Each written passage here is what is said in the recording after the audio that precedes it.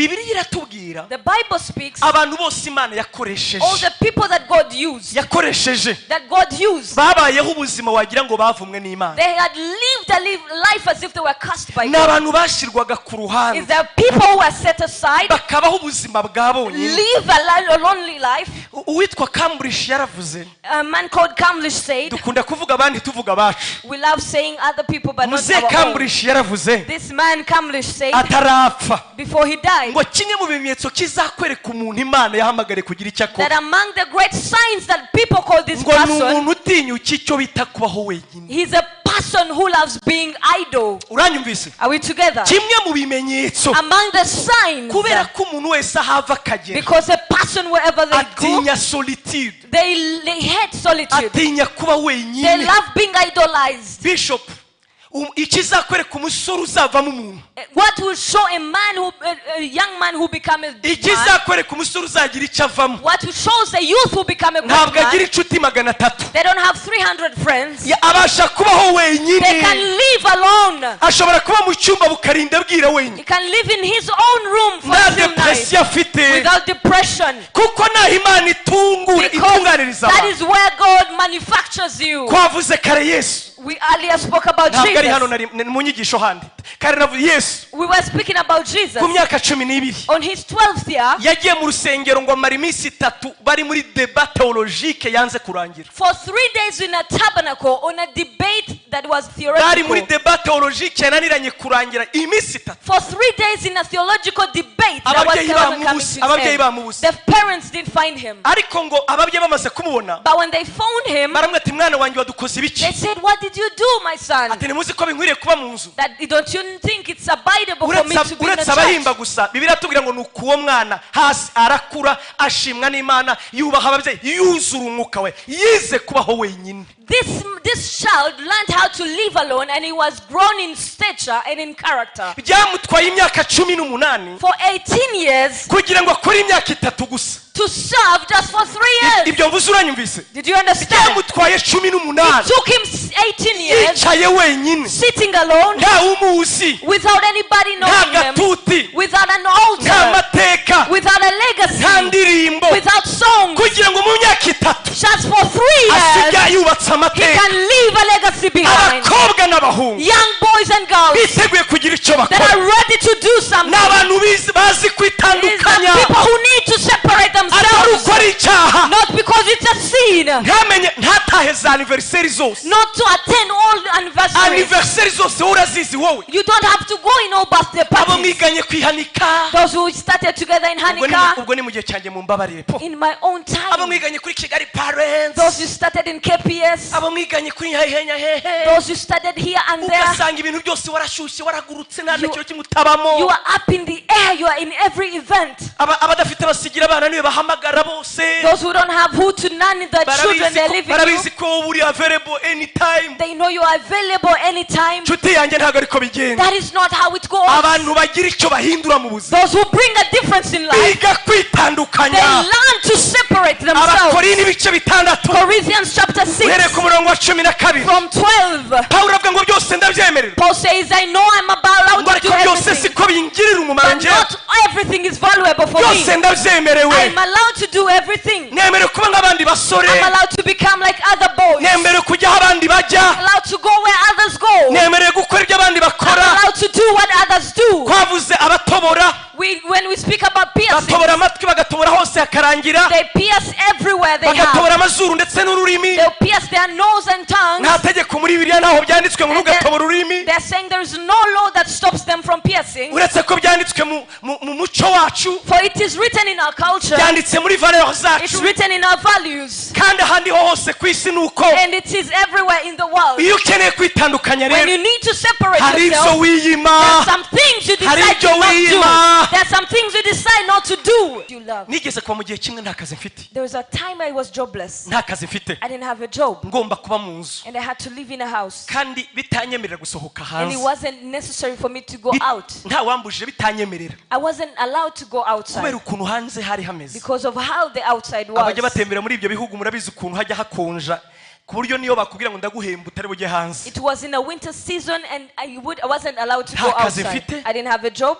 ntabwo mfite iyonjya I don't have anywhere to niba ari go. ahantu haba ibyaha hambere ni mu kutagira icyo ukora If there is a sinful place, it's you being there doing nothing. njyewe nishyira ku muhano So I set myself, ndahira nasenga I disciplined myself. ndavuga ngo kugeza igihe I bizahindukira said until it changes, sinzigera nibeshya ngo fungure televiziyo I will not even open a TV for a while. sinzatinyuka gufungura I televiziyo will not open a TV. gusoma n'ibinanira If reading is not nzajya able, mbyuka ngendagende mu nzu I will just walk in my house. njyewe ubwanjye nishyira ku muhano I set a discipline for myself. icya kabiri Secondly, nibwo naba ndi jyenyine ntacyo nkora even though I'm alone, sinzigera nemera kujya mu buriri I will not go in bed, kuko niho umuntu abera imbwa because that's where you become a coward. nshuti yanjye Breathless. ibi nkubwiriza rero What I'm preaching to kumva you, imana arimo imbwira ngo itegure neza God was telling me to prepare nabonye yourself. umwanya wo gusoma bibiliya I kandi got time to read the Bible. nongera kubona umwanya wo gusoma Now I had time to niyo read. mpamvu muntumira That's why you are inviting me. niyo mpamvu muntumira That's why you are inviting me. hari ubwo wibwira ngo njye ntacyo mfite nkora Sometimes you think you don't have what kandi to imana do. yakubwiye ngo ndashaka kukubaka God says, I want to build you.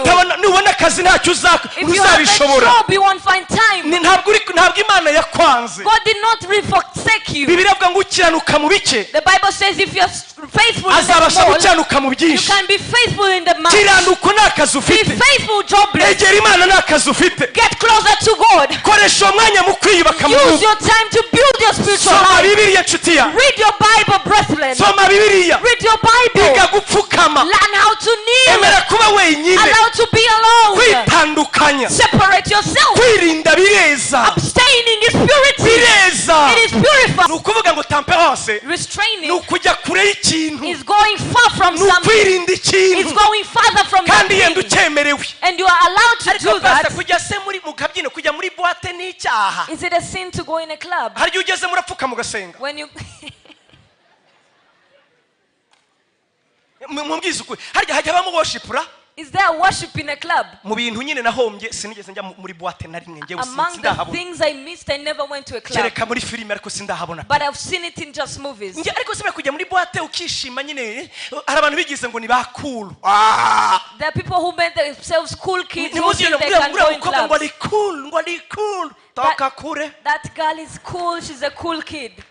umva nkubwire Let me tell you. abashaka kwezwa no kuba kwa kundi Those who want to be purified and become baririnda a kandi difference, ntawe wababwiye ngo ibi ni they ikibazo abstain even though it's not a problem. aho kugira ngo wivuze wakwirinda Instead of you getting medication, you can prevent hari yourself. abantu tujya duseka We laugh at mu people matorero amwe n'amwe in different churches kubera yenda ukuntu bambara because of the way they kubera dress, ukuntu bavuga because of the way they biriya speak. sinjya mbigaya na busa I never comment about ikibi ni that. ukubyita agakiza The problem is to call it ariko salvation. kwirinda ni byiza But abstinence is good. kujya kure y'ibyaha ni byiza Training from sin imana is yacu good. ishimwe cyane Praise be to God. naho self control Self-control iterwa n'umwuka wera ukurimo comes from the Holy Spirit within. hari igihe ngewe ndabizi njya ndakara I know I get angry. hari igihe umwana ajya ndakaza Sometimes the child will make me nkamubwira angry. ndakwinginze mva imbere irukanka genda I tell genda him, genda go from my face. bitakunda akaba ari njyewe ugenda If not possible, I will icyo leave. nicyo bita temperance That is restraining ya mirimo ya kamere the works of the buri flesh. wese agira imusura hafi You already have something close to you. buri wese agira imusura hafi You already have something closer to you. nimuze se abagabo batatu ngo bahuye buri wese afite izimuba hafi You know the three men that men when they had three carnalities baravuga among ati reka them. tubwizanye ukuri tubwizanye ukuri Say, let's say the truth. umwe abwira undi ati ubwo mwabyemerewe ni njyewe ubanza I will go first. ati buriya nuko mutabizi You don't know, amafaranga yo mu rusengero but money in church. iyo ndangije guturisha After ni offering, ukuri ko imana nkuramo make I pick and take some. undi ati imana ikubabarire I kabisa say, God forgive you. undi ati ntabwo mubizi He said, you don't know me. njyewe nyuze ahantu hari ijipo When I meet a skirt somewhere, siga nyanuye I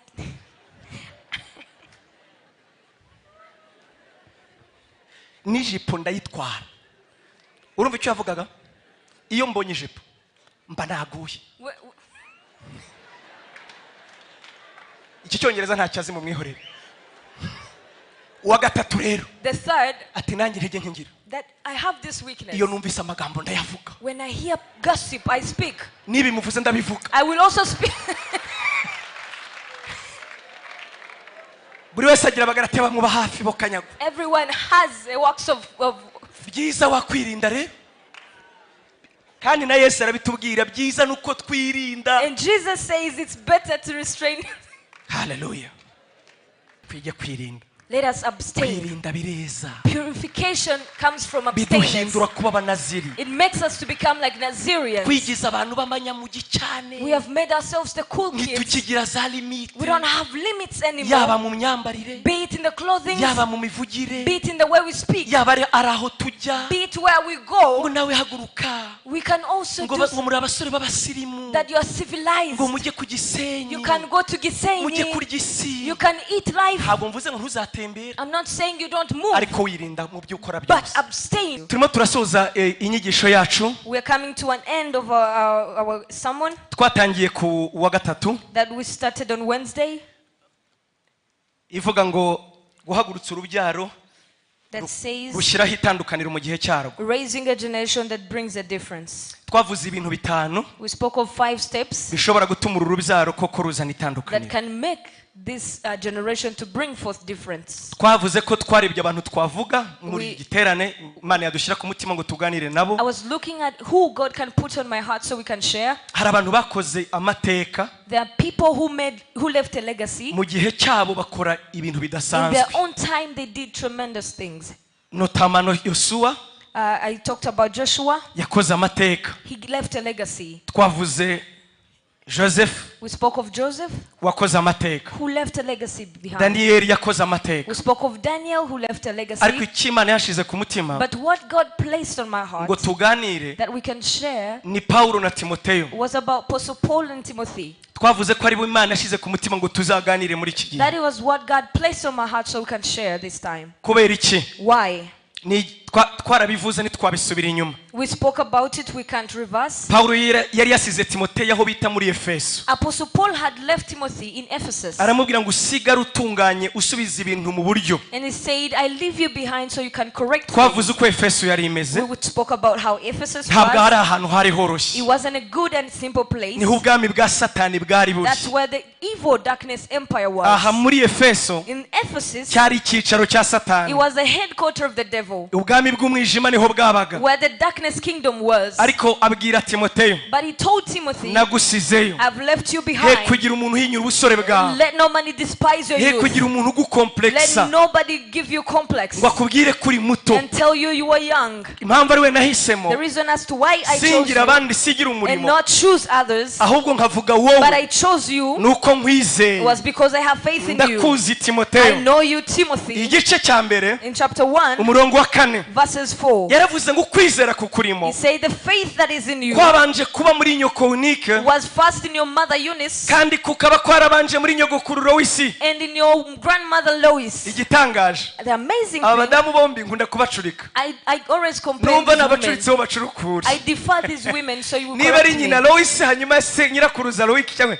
It's the mother Eunice and the nyirakuruza ni Lois ngira ngo grandmother Aha. Lois. byabanje kuba muri nyoko unique It was first in your mother Eunice hanyuma biheruka muri nyogokuru Lois and in your grandmother Lois. ukwizera kwawe kurakuze Your faith is mature. aramubwira ngo nkumbuye kukureba Said how I wish I missed to ndeba amarira see you. yawe See you weeping nuzura umunezero and I'm filled with joy. Pawulo Apostle Paul yari azi Timoteyo knew Timothy, yari yaramwirereye had nurtured him. yari afite ubwoba He was not scared bwo kumusigira umurimo of ugoye leaving him with such a difficult ministry. amwandikira urwandiko rwa gishumba He wrote him a pastoral ibi epistle. rwose umuntu wese wanyuze mu ishuri teologike barabizi Whoever that passed in a theology class, they know. inzandiko za Timoteyo bazita inzandiko za gishumba The epistle written to Timothy are referred to as pastoral epistle. niyo aposo yandikiye umushumba It was what apostle wrote to the pastor, amubwira ngo dore uko ukwiye kugenza dore ibyo ukwiye kugenza mu saying itorero this is what you should do in the church. ntihagire umuntu ugusuzugura Let nobody despise you. uhane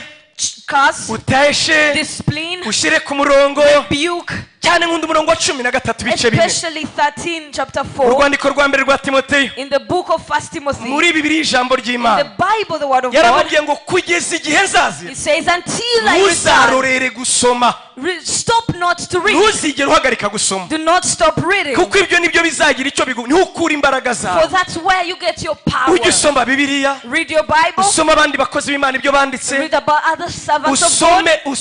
usome Read and read and read. Imana yacu ishimwe cyane Praise be to God. abafaransa baca umugani mubi French have a bakavuga parable ngo si tu ne lis pas and say if you don't read, si tu ne lis pas if you don't read, murangize si tu ne lis pas if you don't read, ntabwo ari njye utukanye ngo niba udasoma If you can't sitino read, ripatetwa niko bavuga if you don't read, just keep ngo niba quiet. udasoma ziba sinjya gutukanya n'abafaransa I'm not singewe saying that it was spoken by other people. actually umuntu udasoma ntakwiye kugira ibyo avuga mu In bandi other words, if you can't read, you don't have to share anything. babigize umuco They made it a culture. ku buryo n'umwana wo mu wa mbere abazi gusoma By just a P1 primary student can read. iyo ugiye muri college When you go to muri college, vakansi bagutahana ibitabo nka bitatu byo in gusoma a holiday they give you 3 books to read in a natwe dukwiye holiday. gusoma We ought to kugeza igihe read yesu azazira until the return of Jesus. ntitugarurire gusoma Let us not cease ariko amagambo reading. twavugaga But the words we were saying nayo yamubwiye mu bice bibiri is what he told him in chapter 2. urwandiko rwa kabiri rwa timoteyo It's the book of Timothy, urwandiko second 2 Timothy, ibice bibiri chapter 2, umurongo wa 19 verses 19, kagera kuri 21 all the way to 21. aramubwira ngo urufatiro It rw'iteka says the foundation of the Lord ruracyahagaze still stands, rwanditsweho ngo and it's written on, uwiteka azabi God knows his people. kubera iki yamubwiye gutya Why did he tell him this? mu mirongo ibanza In the first verses, pawulo yarimo avuga abantu babangamiye itorero Apostle Paul was speaking of people who had a problem with the church. aravuga ngo batubereye nk'ikimungu mu magufa That they have become like a rotting seed. In bahinduye the bush. ubusa umusaraba wa yesu They have turned the cross into nothing. bubitse kwizera They kwa have bamwe given they have turned upside down the faith. batumye itorero ry'imana ribaho ikizinga Now the church of God has a stain. badukojeje isoni They have put shame upon us. atariko mwana wanjye But timoteyo my son, uko bimeze Timothy, kose whatever the cause, rwa rufatiro the twubatse foundation was set. rwa rufatiro The rwubatsweho foundation was set. n'ubu And ruracyahagaze it still stands. rwanditsweho ngo Written on, uwiteka azabe God knows his people. twavuze urufatiro urwo ari rwo We spoke of the Ni Yesu foundation, Kristo. who is Jesus Christ. n'ubu And ruracyahagaze it still stands. rwanditsweho ngo Sealed on, uwiteka azabe God knows his people. aho twibanza ni ku murongo ukurikira We're emphasizing on the continuing verse, cyangwa se kuri b or on the B, aravuga ngo umuntu ufite ibyo byiringiro that he who has such hope, uvuga ko urufatiro rw'iteka saying the rigihagaze foundation still stands, kandi akaba avuga izina and is ry'uwiteka speaking and claiming of the name of Christ. nave mu bidatunganye Depart from iniquity. nave mu bibi Depart from iniquity. nave mu bibi Depart from iniquity. imana yacu ishimwe Praise cyane be to Jesus. ngewe njya nibaza ikintu I kimwe always ask myself, kuko mu iterurwa ryacu because in our nurturing, ndavuga mu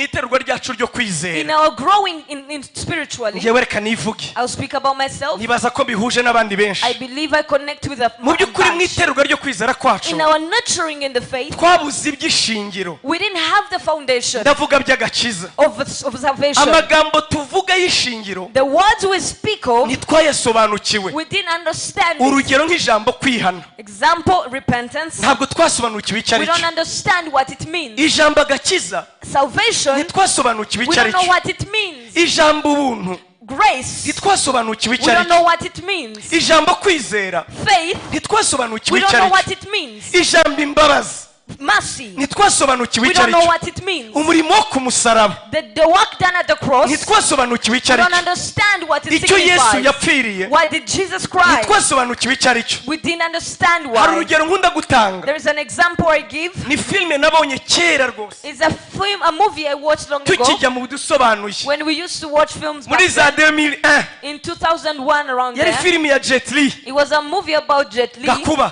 kubaza imvugo nk'iyanjye gakuba He was a man called Gakuba. muri filime ye yari ageze i burayi In his movie, he had reached in the foreign hanyuma avuga countries, ijambo ryangumyemo and he said a word that it was instilled in me. yinjira mu rusengero He enters a church, ndavuga mu rusengero rw'abakatolika in a Catholic church. agezeyo When he entered, yitegereza umusaraba he looked at the cross arangije aravuga ngo and said, ni iki gituma imana y'abanyaburayi ihora ibabaye why is it that the God of the Europeans or the foreign ni is always ni sad? iki gituma imana y'abanyaburayi ihora ku musaraba Why is it that the God of the foreigners is always on the iyi cross? mana wayiringiramo iki ko nayo itishoboye What kind of hope is found in this God? ibyo bintu byangumye mu mutwe It stayed in me, mu by'ukuri bavandimwe brethren. no gusobanukirwa umusaraba ubwabyo We ntitwabimenye can't even understand the meaning of the cross. mujya mubona abawikubita imbere We see people bowing to the cross. kandi si twebwe twenyine And byabayeho not only on us, abisirayeli byigeze it kubabaho happened to the Israelites as cya well. giti mose yamanitseho inzoka bakireba bagakira The stone that was pointed in the wilderness wilderness there was a snake, basabye Mose ngo bagitware they asked Moses to return it back home kugira ngo bake bakereka abana so babo. that they can reveal it to their children. Bigeze mu gihe cy'abami, In the times of the king, iki giti bari baragihinduye ikigirwamana, this tree was turned into an idol god. bakitaga Neushitani. They called it Neoshitan. Bari barakigize They had ikigirwamana, made it an idol god, bari basigaye and bagisenga. they started praying. Niko natwe bimeze rega. That is how it is Hashize today. hafi imyaka 2000 Over 2,000 years, Yesu abambwe ku musaraba, Jesus crucified on the amaze cross. kuwubambwaho After being ndetse crucified, anawugwaho, he died, amanuka ikuzimu mu went to bapfuye. hell, Ariko imbaraga z'umuzuko but the power of ntabwo resurrection, twigeze tuzumva we cyane. didn't understand it. Njya nibuka bwa mbere mbwiriza muri Foursquare, I remember the first time I preached in ndabyibuka ibyo Foursquare. navuze. I remember what I Twavuze said. imbaraga We z'umuzuko. spoke about the power of Kristo Yesu resurrection. yazutse mu bapfuye, Jesus resurrected ntabwo from the akibambwe dead. ku musaraba. He's no Abavandimwe, longer on the cross. Yesu ni muzima, Jesus is Yesu ni alive. muzima. Jesus is alive. Ntabwo Yesu akibambwe ku Jesus is musaraba. no longer on the cross. Impamvu umusaraba w'abarokore uriho ubusa urabizi? The reason why the cross has nothing on it, Umusaraba w'abarokore impamvu uriho ubusa, the reason as to why the cross is vacant, uvuze ibintu bibiri. it means two things. Icya mbere utwibutsa ko wawubambweho, It reminds of who was yawuguyeho ngo crucified, ngewe nkire. and he was gotten from there for I can Kandi receive yarazutse mu salvation. bapfuye. And now he's alive. Icya kabiri, Secondly, urambwira ngo uriya musaraba impamvu uriho ubusa, it tells me the reason as to why the cross utegereje is senga wa empty. kera ngo It wubambweho. is awaiting for the singer of Naho old to be kubamba kamere yanjye. crucified. That is where I Naho crucified my kubamba kamere carnality. yawe, It's why I crucify your kuko carnality. abakristo Yesu Because those of Christ, babambanye kamere yabo niruba ku they were musaraba. crucified with Jesus by the carnal mind on the cross. Ariko Yesu we ni muzima. But Jesus is alive. Nari nkivuga ngo amagambo nk'ayo Such words, nayo ntitwayasobanukiwe. we didn't understand them. Mu gihe gishize rero, In the previous years, sinzi ngo ni I ryari don't know when, ubuntu bwatugezeho, grace came. tumenya ubuntu We bw'Imana. understood the grace of God. Kandi burya abanyafurika twaragowe, And Africans were in big trouble. bitugeraho nyuma y'abandi, It comes on later on. bitugeraho inyuma It y'abandi. comes afterwards. Njyewe nari nzi ko ibintu by'ubuntu I thought grace ari inzaduka. was something that was Kumbe coming. mu 1,000 banditse ibitabo, In 19 something, they had written books muri about grace. 100 habaye ibice bishingiye kuri iyo nyigisho, There were regions that were made compared to abandi that teaching. babukuriyemo. Others were nurtured in grace. Mu gihe cy'abaruteri bavugaga ubuntu, In Martin Luther King time, they were speaking about twebwe grace. tuzi ko ari ikintu gishya And twatuye. for us, we think it's a new religion that is Ubuntu coming. butugezeho rero, When grace came, murabizi ko nta wundi murimo wa Satani ari umunyabinyoma. and the only work of the devil is a liar. Murabizi kuva muri 300 ubundi nyuma ya Yesu, nyuma y'urupfu rwa Yesu, 300 AD, nyuma Yesu Kristo, muri 300 nyuma yo gupfa kwa Yesu, 300 days after the death of ndavuga Christ. ikinyejana cya gatatu, I'm speaking of the third Satani generation. yahinduye intambara. Jesus changed the battle. Aravuga ngo singirwanyije ubukristo nkoresheje akarenganyo, nkoresheje The persecution. devil changed the way he fought the Christianity Sinkirwanya itorero nkoresheje persecution. and said, I'm not going to be using persecution to fight the church. Nimureke ubukristo bubeho, Let Christianity abide, ahubwo tuzabuvangira. but we're going to confuse them. Kuva iyo munsi, kuva icyo gihe, From then, ubukristo ntabwo bukoreshwa nta muntu ubabazwa nuko ari umukristo, Christianity are not persecuted, ahubwo ubukristo bwawe azakora uko ushoboye ntibube buzima. but he will do whatever to dilute your Christianity. Yaretse ubuntu turabumenya, He acknowledged, he left Atari ko us to nzabuvangira mu understand bumenye nabi. grace, but he said now you will not know grace to its fullest. mbivugiye iki? Why did I say this? Nuko akenshi tugarukira ngo Most of the time we stop urufatiro rw'Uwiteka ruracyahagaze, by saying the foundation of the Lord kandi still stands, rwanditsweho ngo and sealed on, Uwiteka God azabe. knows his people. Ariko ukurikiraho ni uw'agaciro nawo. But then the following verses are Ariko valuable. abavuga izina ry'Uwiteka But those who claim the name of the nibige Lord kureka ibibi, depart from iniquity. nibave mu bitagira umumaro, Let them depart from iniquity. nibave ku bitagira umumaro. Depart from iniquity. Mu nzu y'inyumba In the great house, ntihabamo iby'icyubahiro gusa, they are not vessels of honor, habamo n'iby'igiciro but we bavandimwe. have vessels of Iyo honor. umuntu yiboneje For when you purify yourself akitandukanya and n'ibidatunganye, separate from ngo iniquity, azahinduka you igikoresho become a vessel cyo gukoreshwa iby'icyubahiro that is used for honor, bigirira nyiracyo that is umumaro. valuable to the master's use. Imana yacu ishimwe cyane. Praise be to God. Ni ayo magambo twaganiriye rero. Those are the words we spoke about. Umutima w'ijambo uravuga ngo Now the heart of the umuntu word, niyiboneze that if you purify ni yourself. igikorwa wowe ugiramo uruhare. It is an act done individually. Umwuka wera niwe ugikora, The Holy Spirit does it, ariko agikorana nawe, but it's done through you. akorana n'umwete He wawe, works with your zeal. akorana n'inzara He yawe, works with your hunger. akorana no kumvira He kwawe, works with your respect and akorana no obedience. kwemera kwigishwa He kwawe. works with your acceptance to learn. Imana yacu ishimwe Praise cyane, be to God. Imana yacu ishimwe Praise cyane, be to God. Imana yacu ishimwe cyane. Hallelujah.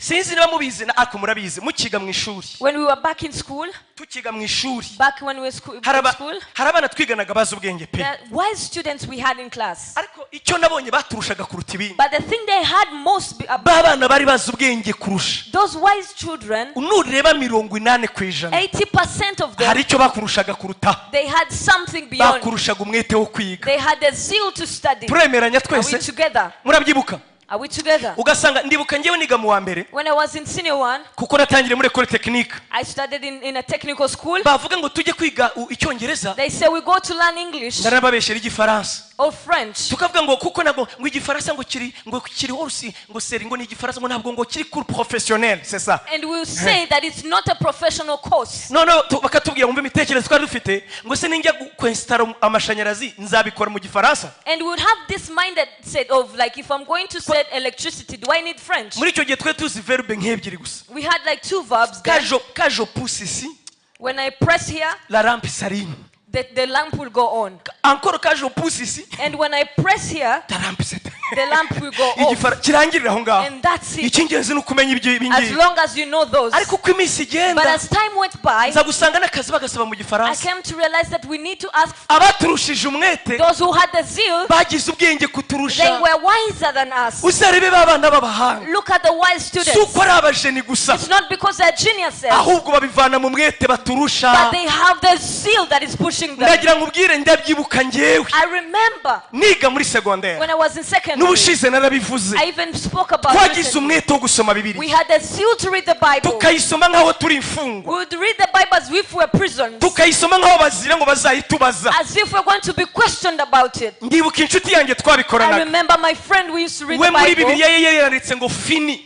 In his Bible, he had written, Iyo yarangiza finished. igitabo agenda akandikaho ngo fini, hahandi hasigaye. He would say, finish to the book. Narangije Finished reading. kuyisoma. I'm done reading the book. Twajyaga twicara umwe akabwira undi ngo tangira vuga ibyo wasomye, We would say, recite what you've read. tukabifata mu mutwe. We would memorize it by Ndagira ngo head. ubwire nta bitangaza birimo, There's no miracle in that. biva ku mwete It ubigirira, comes from the zeal you biva ku have. mwete It ubigirira. comes from the zeal you have. Imana yacu ishimwe cyane, Praise be to God. Imana yacu ishimwe cyane. Hallelujah. Uwabyutse mu gitondo He who woke up in the morning ashaka mu maso h'Imana, seeking the face of God, agasoma Bibiliya, read their Bibles, akitabira serire, attempt the cell meetings, akaba muri groupe atatega abandi, will be in the groups well, akaboneka mu gitaramo, will attend in the nta gatherings. kabuza ubugingo bwe bugomba guhemburwa. Without a doubt, there is restoration in life. Imana yacu ishimwe cyane, Hallelujah. Imana yacu ishimwe cyane. Praise be to God. Haleluya, Hallelujah. haleluya. Hallelujah. Mfite inshuti yanjye twakuranye, I have a friend we grew up mu together. gihe icyo gihe Among that time, yajyaga mbaza ngiye gusenga, he would ask me before I go to prayer, ati se kuri mugiye gusenga ufite ikihe cyifuzo? you always go to prayer. What kind of prayer request do you Nkamubwira have? nta cyifuzo I would mfite. say no prayer request at Ati all. urambwize se ukuri? I say, are you being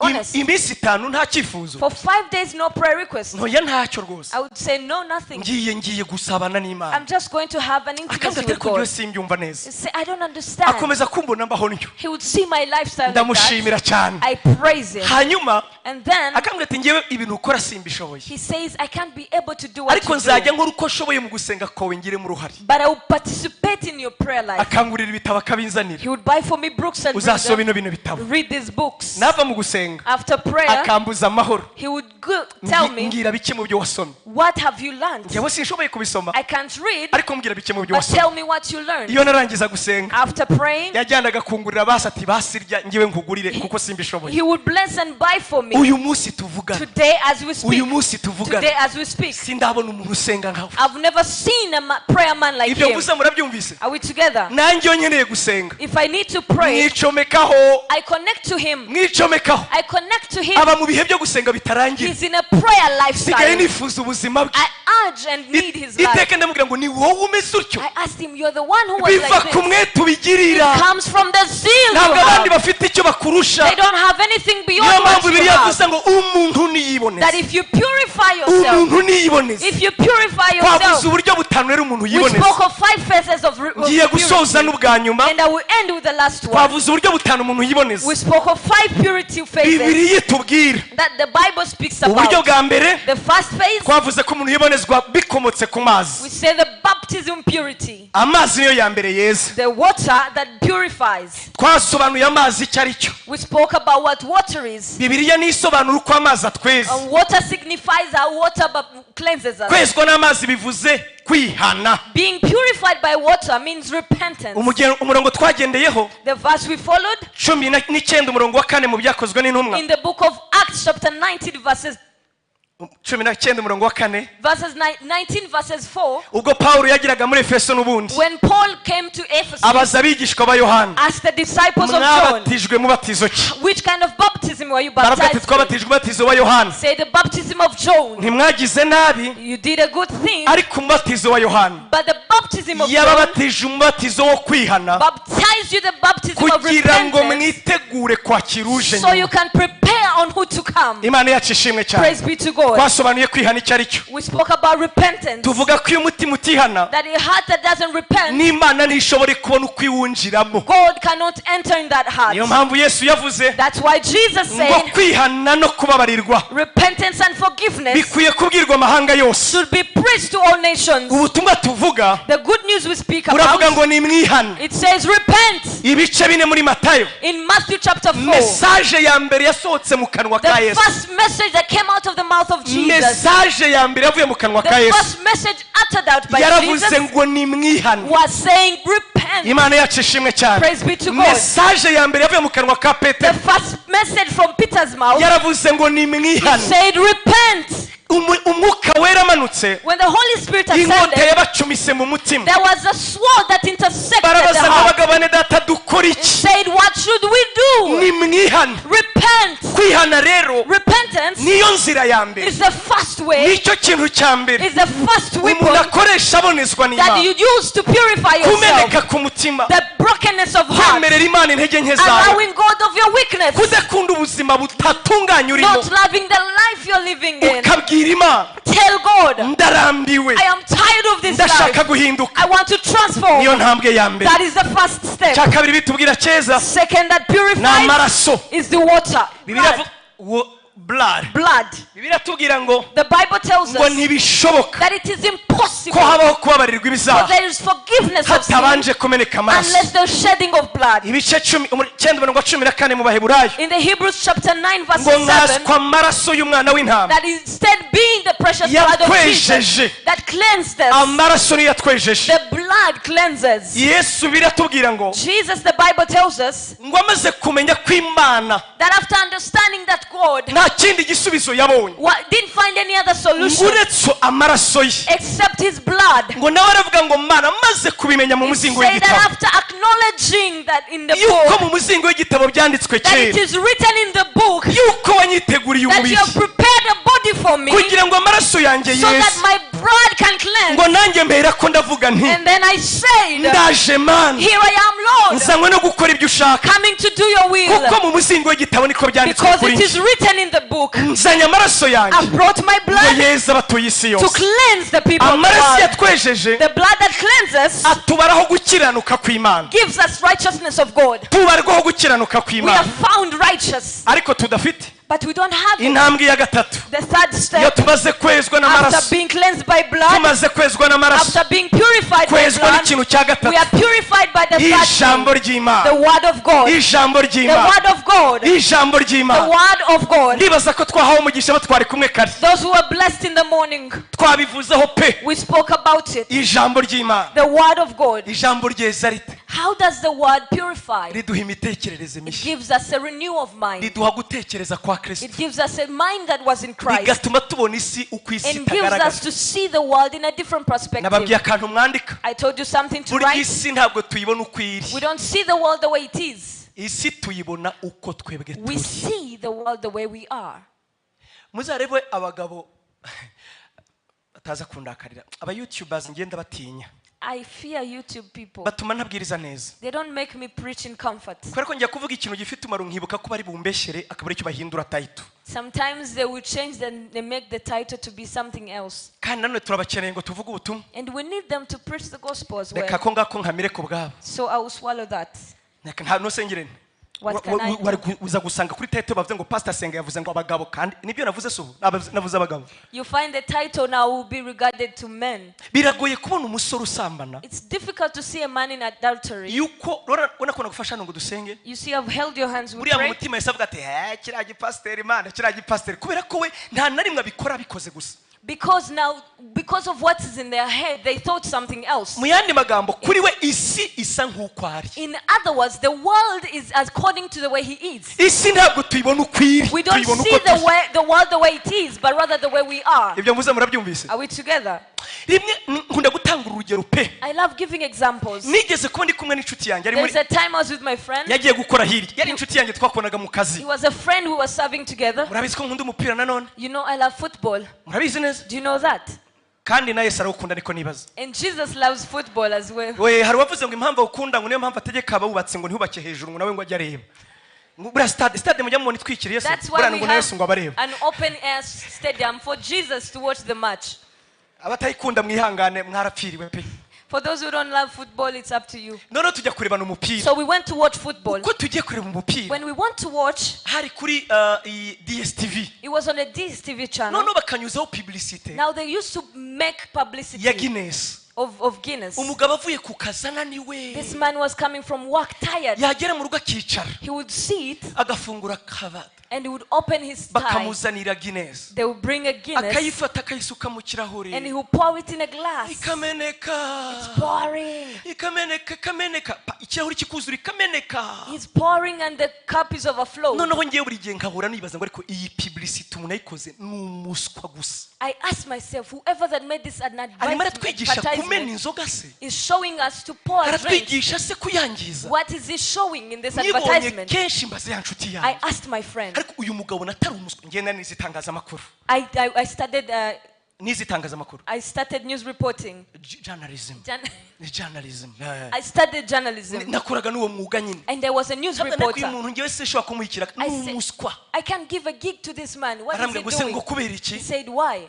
none se bamubwiye ngo natwigishe kumena inzoga Did they tell him to teach us to pour drinks? arambwira ati ceceka we Say, keep quiet, keep ati quiet. iriya publicity nyibonye umwuka umperamo When I look at that publicity, I'm run out of breath. uguheramo se gute I said, how? ati kuri uyu ibona imanuka numva icyaka kinyishe That the way you see it pouring, I become ati thirsty. niyo mpamvu iyo igiye mubona asohotse kenshi burya mpita numva inyota That when it goes in, I go isi outside. ntabwo tuyireba uko iri tuyireba uko turi We don't see the world the way it is, we see the world the way we are. nudahindura ubwonko bwawe If ngo you ubwuzuze don't ijambo change ry'imana your mind to fill it with the word, uzabwuzuza bya bindi ureba kuri Instagram you fill it with whatever you see on Instagram. kandi isi nayo iratangaje And the word is amazing. igihe uscrollinga kuri When Instagram you're scrolling on Instagram hanyuma ugatinda ku mukobwa wambaye ubusa and you're focusing on a naked girl, icyo bita algoritme ya Instagram the algorithm of ihita Instagram, ivuga ati uyu mutipe will say, anezezwa n'abakobwa bambaye this ubusa man finds pleasure in naked igihe girls. cyose uzascrollinga bazahita baguha abakobwa So bambaye every ubusa time you're scrolling, they're bringing naked girls. ntukabeshere Instagram yarakubonye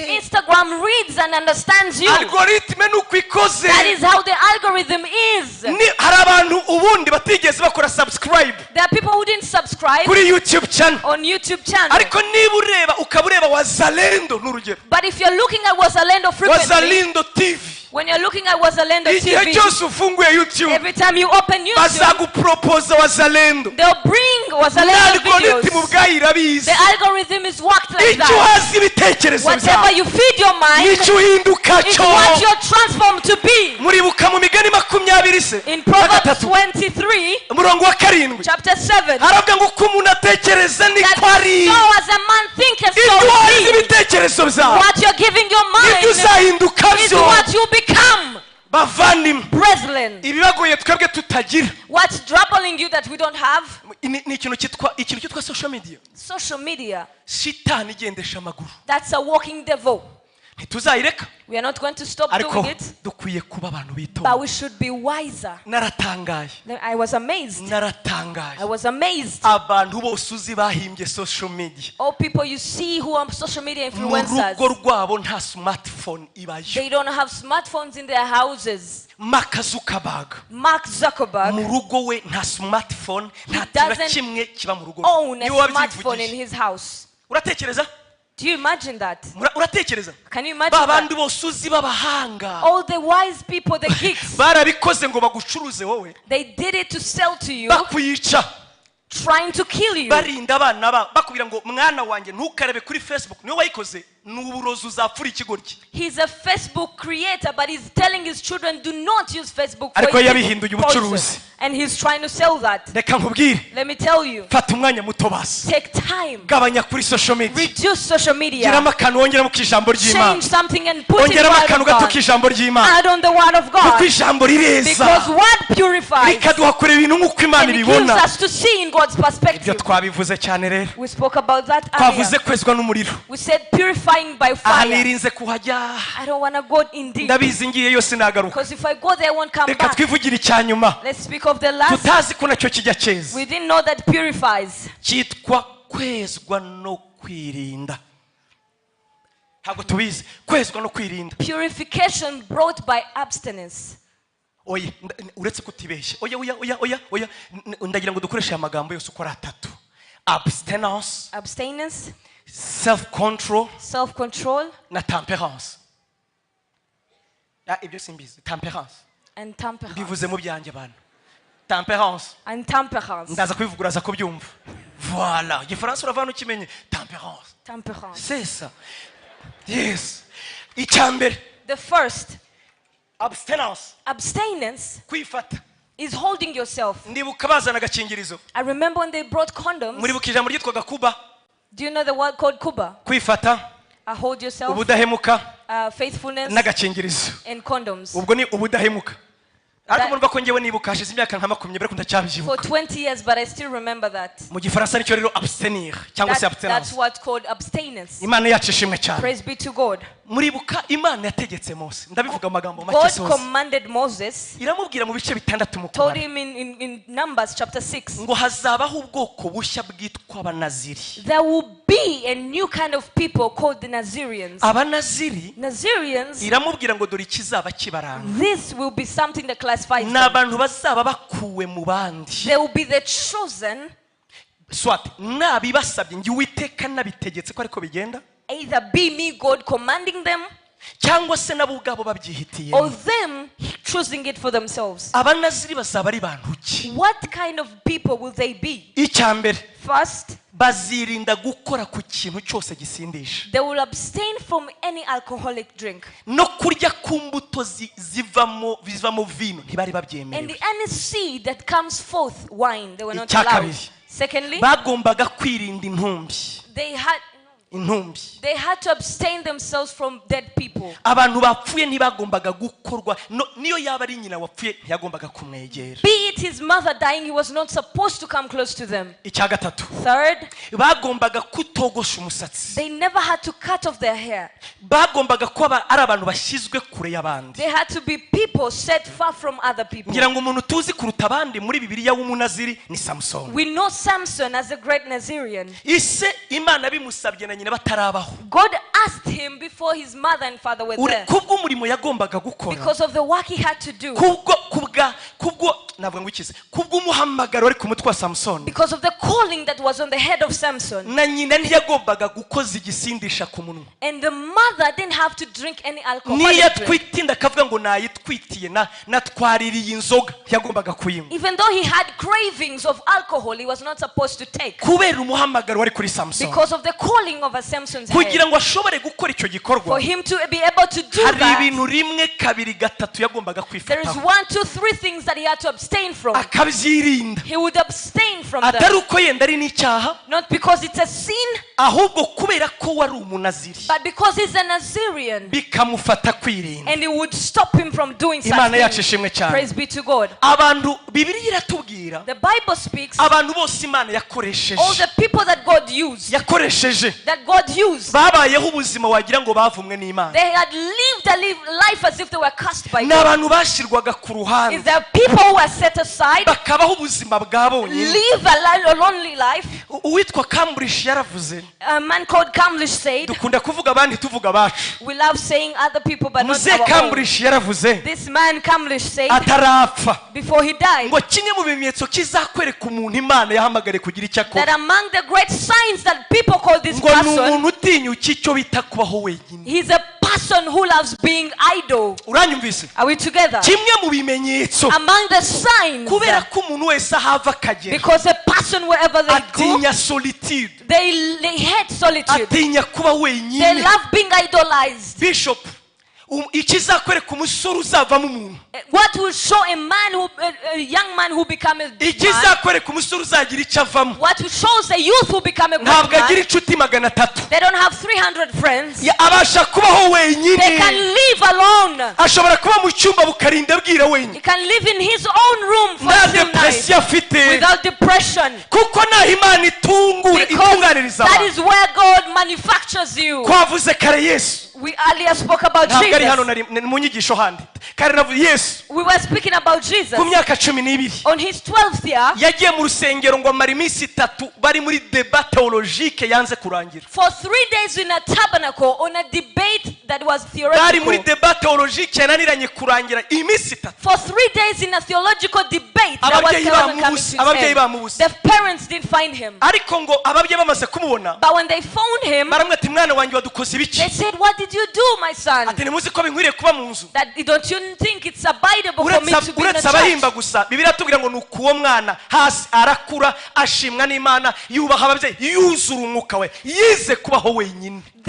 This child learned how to live alone, and he was grown in stature and in character. Byamutwaye imyaka 18 For 18 years kugira ngo akore imyaka 3 gusa. to serve just for 3 years. Ibyo mvuze uranyumvise? Did you understand? Byamutwaye It 18 took him 18 years yicaye wenyine, sitting alone nta umuzi, without anybody nta knowing him, gatuti, without an nta altar, mateka, without a nta legacy, ndirimbo, without songs. kugira ngo mu myaka 3 Just for 3 asiga years, yubatse he amateka. can leave a legacy behind. Abakobwa n'abahungu Young boys and girls biteguye kugira icyo that bakora, are ready to do something. n'abantu bazi It is the kwitandukanya, people who need to separate atari themselves, ukora icyaha, not because it's a sin, ntatahe za anniversaire zose. not to attend all the anniversaries. Anniversaire zose urazizi wowe, You don't have to go in all birthday abo parties. mwiganye kwihanika, Those who started together in Hanukkah, ubwo ni mu gihe cyanjye mumbabarire po, in my own abo time. mwiganye kuri Kigali Parents, Those who started in KPS, abo mwiganye kuri hehe, those who started here and there. ugasanga ibintu byose warashyushye waragurutse nta na kiro kimwe utabamo. You are up in the air, you are in every event. Abadafite basigira abana niwe bahamagara bose, Those who don't have who to nanny the children they live in you, barabizi ko uri available anytime. they know you are available anytime. Nshuti yanjye ntabwo ariko bigenda. That is not how it goes. Abantu bagira icyo bahindura mu buzima Those who bring a difference in life, biga they kwitandukanya. learn to separate themselves. Abakorinto ibice 6 Corinthians chapter uhereye 6 ku murongo wa 12, from 12. Pawulo avuga ngo byose ndabyemerera, Paul says, I know I'm allowed ngo to do ariko byose everything, siko bingirira umumaro but njye, not everything is valuable for me. byose ndabyemerewe. I'm allowed to do everything. Nemerewe kuba nk'abandi basore, I'm allowed to become like other boys. nemerewe kujya aho abandi bajya, I'm allowed to go where others go. nemerewe gukora ibyo abandi I'm bakora. allowed to do what others do. Twavuze abatobora, When we speak about piercing, batobora amatwi bagatobora hose hakarangira, they pierce everywhere they bagatobora have. amazuru ndetse n'ururimi. They'll pierce their nose and tongues. Nta tegeko muri Bibiliya naho byanditswe ngo And ntugatobora ururimi, they're saying there is no law that stops them from piercing. uretse ko byanditswe mu muco wacu, For it is written in our culture, byanditse muri valeur it's zacu, written in our values, kandi ahandi hose ku isi ni uko. and it is everywhere in the world. Iyo ukeneye kwitandukanya When rero, you need to separate hari ibyo yourself, wiyima, there's some things you hari decide to ibyo not wiyima. do. There's some things you decide not to do. haleluya Hallelujah. nta wabikwimye When nobody refused you. nta wabikwimye Nobody refused you. ukiyima televiziyo You refuse yourself from TV. ugasigaza umupira gusa You just watch. uratunganye wa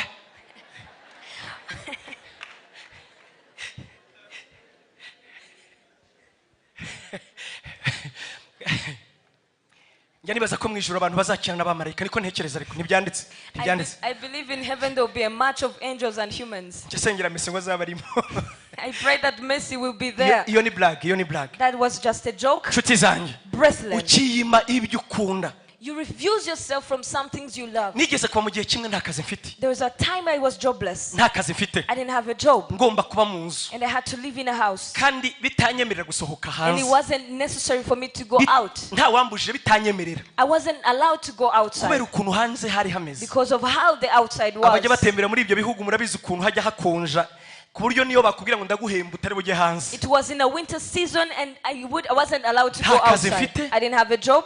ntabwo mfite iyo njya I don't have anywhere to niba ari go. ahantu haba ibyaha hambere ni mu kutagira icyo ukora If there is a sinful place, it's you being there doing nothing. njyewe nishyira ku muhano So I set myself, ndahira nasenga I disciplined myself. ndavuga ngo kugeza igihe I bizahindukira said until it changes, sinzigera nibeshya ngo mfungure televiziyo I will not even open a TV for a while. sinzatinyuka gufungura I televiziyo will not open a TV. gusoma nibinanira If reading is not nzajya able, mbyuka ngendagende mu nzu I will just walk in my house. njyewe ubwanjye nishyira ku muhano I set a discipline for myself. icya kabiri Secondly, nibwo naba ndi jyenyine ntacyo nkora even though I'm alone, sinzigera nemera kujya mu buriri I will not go in bed kuko niho umuntu abera imbwa because that's where you become a coward. nshuti yanjye Breathless. ibi nkubwiriza rero What I'm preaching to kumva you, imana arimo imbwira ngo itegure neza God was telling me to prepare nabonye yourself. umwanya wo gusoma bibiliya I kandi got time to read the Bible. nongera kubona umwanya wo gusoma Now I had time to niyo read. mpamvu muntumira That's why you are inviting niyo mpamvu me. muntumira That's why you are inviting me. hari ubwo wibwira ngo njye ntacyo mfite nkora Sometimes you think you don't have what kandi to imana do. yakubwiye ngo ndashaka kukubaka God says, I want to build you.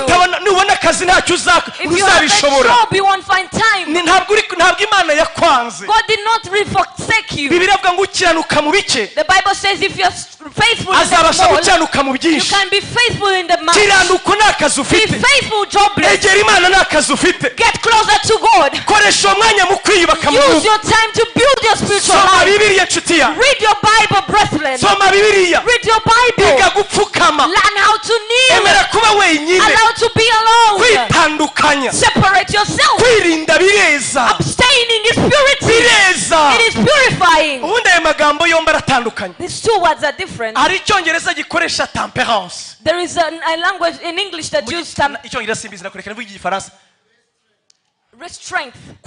temperance To restraint. hakaba n'ikindi cyongereza gikoresha self control And there is another language that says self-control. imana ishimwe ko ayo magambo yombi ahari I praise God for those two kubera ko words. buri kimwe ntigikora ahandi Because they don't serve in different ways. hari urwenya namwe mwumvise mu minsi yashize There is a comedy I heard of. not comedy joke urwenya There is a joke I heard recently, numvise ruranyigisha and it taught me. ni umwana w'umukobwa ni umudamu ngira ngo yarimo avuga kuri social media nk'uko It was a woman speaking on social media, ngo arimo avuga ngo akiri umwana saying that when she was still young, ngo yaryamanye n'abakuzine be n'abakuze bakuze she was sleeping with her elder cousins, ariko ngo nyine b'abarokore but who were Christians. ngo baryamye bagira ngo umwana When yasinziriye they sleeping, they thought the child was sleeping. ngo umuhungu abwira umukobwa And the girl told the boy ati yewe that, my dear, ati siko numva nguye se I feel like I'm falling short. ati ni ukuri ndaguye pe I'm falling short. umukobwa nawe aramusubiza The girl replied, ngo nkoraho nanjye ngwe touch me so I can fall short. ati nkoraho se nanjye ngwe Touch me also, I can fall turi short. kujyana inshuti Are zanjye we together? birashoboka ko kuko batashakaga kugwa It's possible that they didn't want to birashoboka be. ko batashakaga kugwa It's possible that they didn't want to fall short. bibwiye ko bari bukoresha icyo bita self control They thought they were going to use aho self-control. nibakoresha self control You don't use self-control in that aho situation. bakoresha temperance There you use restraining. urumva amagambo abiri atandukanye Those are two words. ni ukuvuga ngo temperance ni Restraining ukujya kure y'ikintu is going far from ni something. ukwirinda It's ikintu going farther from kandi yenda something. ucyemerewe And you are allowed to ariko do pastor that. kujya se muri mu kabyino kujya muri boîte ni icyaha Is it a sin to go in a club? hari igihe ugeze murapfuka mugasenga When you mubwiza ukuri harya hajya habamo worshipura Is there worship in a club? mu bintu nyine nahombye sinigeze njya muri boîte na rimwe njyewe Among the sindahabona things I missed, I never went to a club. kereka muri filime ariko sindahabona But I've seen it in just movies. njye ariko simba kujya muri boîte ukishima nyine hari abantu bigize ngo ni ba cool There are people who made themselves cool kids who nimuzi think they can go in ngo clubs. ari cool toka kure That girl is cool. She's a cool kid.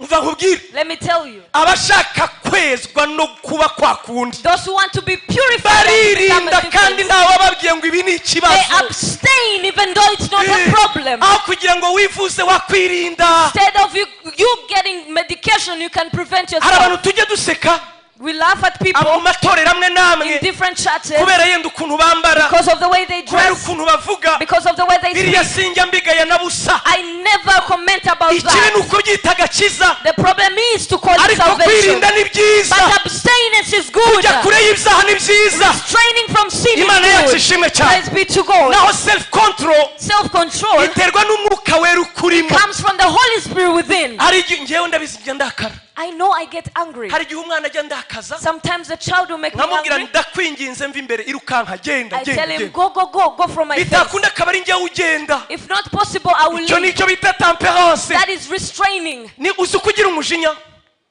mbega niwe mugaratiya ukwegereye kuruta abandi You'll be like the other Galatian that is near to you. abagaratiya 5:19 In ntubizi ingeso za Galatians kamere chapter that speaks about the fruits of the Spirit. hari no The fruit of the Spirit. not the fruit of the spirit the fruits of hugo imirimo ya kamere The fruits of the carnal man. not fruit kamere sigira fruit ko ariyo yayo igira imirimo yo kanya The works of the carnal man. igira ingeso za kamere The works of the flesh. imbuto zihabize kurayokoyoka po murabizi kamere ntigira imbuto zazivana igira We imirimo know ya the carnal kamere man has no fruits. ya mirimo ya kamere The works of the buri flesh. wese agira imusura hafi You already have something close to you. buri wese agira imusura hafi You already have something closer to you. nimuze se abagabo batatu ngo bahuye buri wese afite izimuba hafi You know the three men that men when they had three carnalities baravuga among ati reka them. tubwizanye ukuri Say, let's say the truth. umwe abwira undi ati ubwo mwabyemerewe ninjye aho banza I will go first. ati buriya nuko mutabizi You don't know, amafaranga yo mu rusengero but money in church. iyo ndangije guturisha After ni offering, ukuri ko imana nkuramo make I pick and take some. undi ati imana ikubabarire I kabisa say,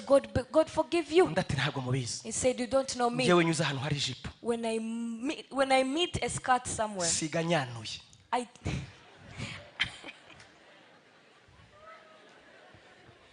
n'ijipo ndayitwara urumva icyo yavugaga iyo mbonye ijipo mba naguye iki cyongereza ntacyo azi mu mwihorere uwa gatatu rero the third, ati nanjye intege nkingira that I have this weakness. iyo numvise amagambo ndayavuga When I hear gossip, I speak. n'ibimuvuze ndabivuga I will also speak. buri wese agira abagaratiya bamwuba hafi bo kanyagwa Everyone has a works of byiza wakwirinda rero kandi na Yesu arabitubwira byiza nuko twirinda and Jesus says it's better to restrain. haleluya uyu musobanuzi uzasobanura neza pe dukomere Yesu amashyi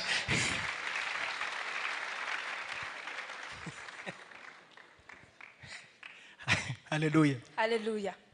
soza As I go to the conclusion, imana ibaho umugisha may God bless you. twige kwirinda Let us abstain. kwirinda bireza Purification comes from abstinence. biduhindura kuba abanaziri It makes us to become like Nazirians. kwigiza abantu b'abanyamugi cyane We have made ourselves the cool kids. ntitukigira za limite We don't have limits yaba anymore. mu myambarire Be it in the clothing, yaba mu mivugire be it in the way we speak, yaba ari aho tujya be it where we ngo go. nawe haguruka We can also ngo do ngo muri abasore b'abasirimu that. You are civilized. ngo mujye ku Gisenyi You can go to mujye Gisenyi. kurya isi You can eat life. ntabwo mvuze ngo ntuzatembere I'm not saying you don't move, ariko wirinda mu byo ukora but byose abstain in whatever you kwirinda do. kwirinda Restrain yourself nabyo in ubwabyo whatever you bizana do. kwezwa And that alone brings imana purity. ibaho umugisha May God bless imana ibaho you. May umugisha God bless you. ndabashimiye I thank you. mwarakoze kuntumira Thank you for inviting me.